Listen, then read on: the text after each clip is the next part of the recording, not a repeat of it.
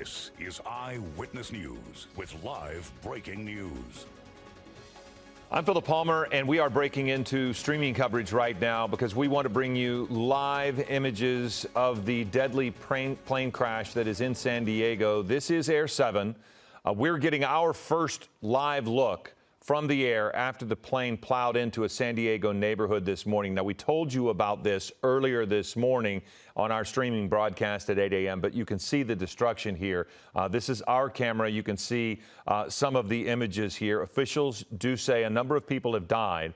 The fatalities are believed to all be on board the plane.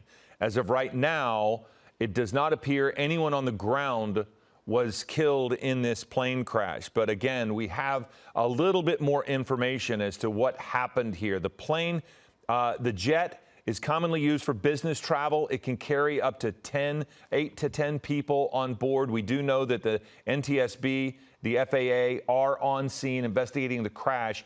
This is a military housing complex here. We're told, but the Associated Press was told that it was foggy at the time that this jet crashed. You could barely see in front of you. We're not saying that that is the cause of this crash. It is very near the airport, but visibility had gotten down to about a half a mile.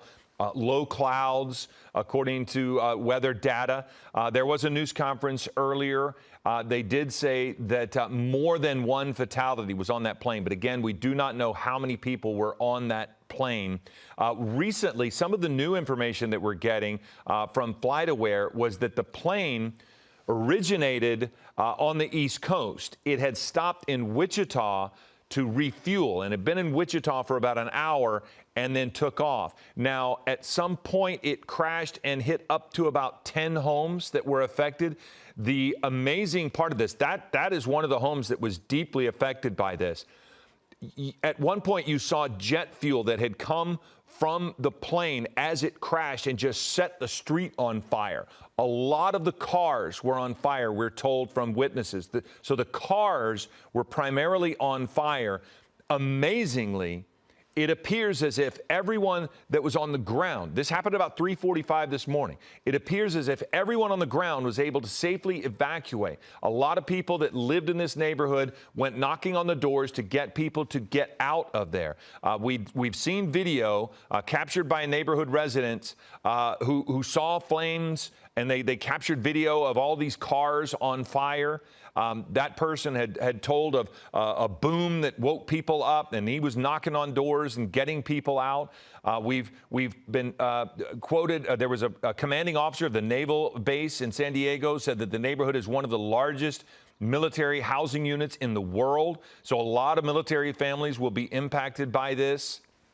That is the area that you're seeing there. So this is a military community that are going to be deeply affected by this.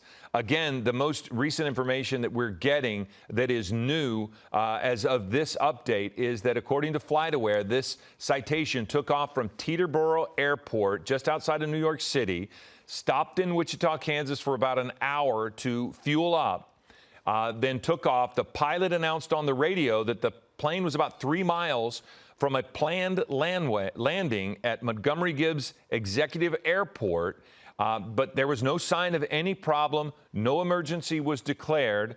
The airport does have a control tower. It was not staffed in the overnight hours, so the pilots basically announced their intentions to other pilots listening on what's called common traffic advisory frequency. So no planned emergency, but again, we're under the impression that visibility was low at this point. So that is going to be something that's investigated. But you're seeing from these live images the devastation in this neighborhood. It is quite amazing there's not more damage to homes. Some homes do have damage, but we are under the impression that as it landed, witnesses talk about the jet fuel from the Cessna just was on fire through that neighborhood. And I've not seen from our camera wreckage of the plane at this point. I've been reading some of our notes here. So the plane likely went into that house there. So it does look as if the plane wreckage mostly is in that house, but there will be FAA NTSB that are going to be investigating this. It will develop throughout the story, but if you notice, there's not a lot of activity as far as people. They're not gathered about looking around because most of them evacuated. Early hours, 3:45 this morning, they evacuated. We're going to try to connect with our crew that is in the helicopter. We do have Marcel Melanson there, so we're going to try to talk to him later on this morning. Eyewitness News at 11 a.m. We'll continue to keep following this. We'll continue to see what we can find out. We refueled down there about 3 minutes away from this, so there is an airport for us very near there. So we're just now getting above this scene. We wanted to break into our stream to try to get you these images as quickly as we can. And as we're looking, you can see that the cars that would have been parked in the street have been knocked about. And so I do believe we have Marcel now. And Marcel has also a background with LA County Fire. So he's going to know a little bit about how the response would have been from a firefighting perspective, from a first responder perspective, and what they're going to be doing in these hours after something like this happened. And Marcel, having been able to refuel, knowing where the airport is, I mean, what is your first take as you come over this scene and see this from a first responder's perspective? Philip, first thing I could say is just devastating, right? At 3 a.m., a plane comes into a number of houses. I'm going to tilt up a bit. You can see here's the airfield. So it was on the approach path to this airfield, and just short of the airfield is where this accident occurred. And San Diego Fire, first units responded and got on scene within minutes. So they dealt with a number of problems that they were.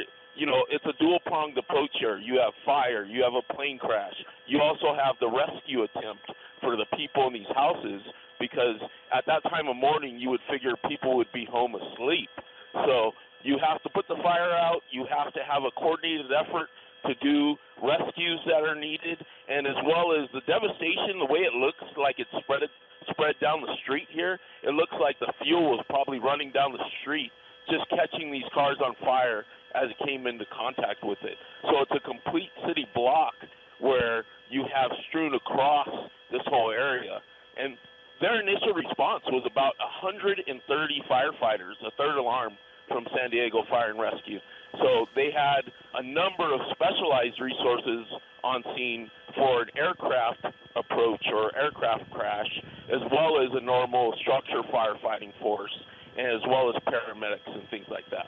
Well, Marcel, we're going to have to break away because we do have to do a couple of things for ABC7. I did notice at the end of the street, it looked like they had a barrier across the street almost to stop fuel from advancing along. That would be a hazmat spill. That right there, it looks like, you know, you mentioned fuel going all the way. So that too, when you think about fuel, you have a hazmat situation as well. So we're going to break away from these live images. Marcel, thank you very much.